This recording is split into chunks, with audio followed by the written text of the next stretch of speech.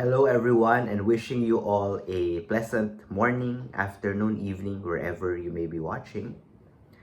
Depression can literally kill you.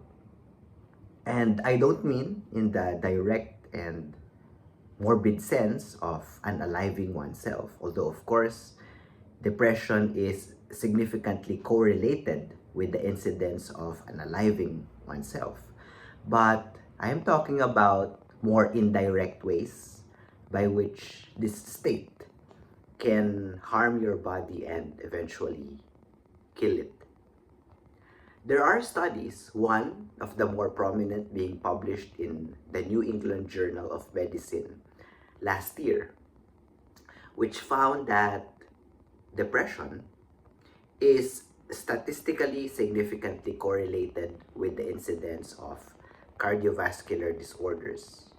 It increases the risk for heart attack, acute myocardial infarction, regardless of one's comorbidities, meaning the presence of other diseases.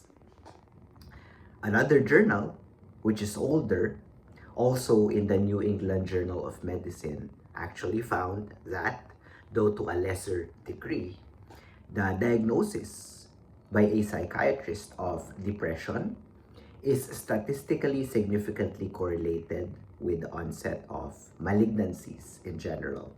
Not specific to a particular kind of cancer, but to the incidence of malignancies in general.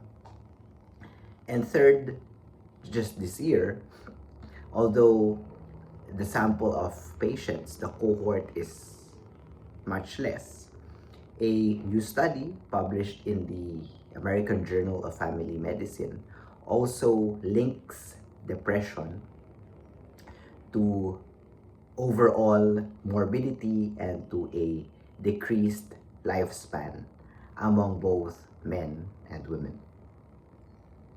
And we are all cognizant, of course, of the harmful effects of being depressed.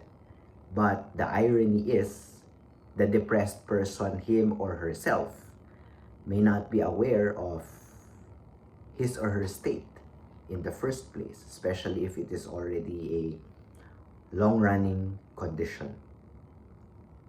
You see, the longer the depression is, the more likely the person affected may or is no longer aware that he or she is precisely depressed, because this state already becomes the baseline.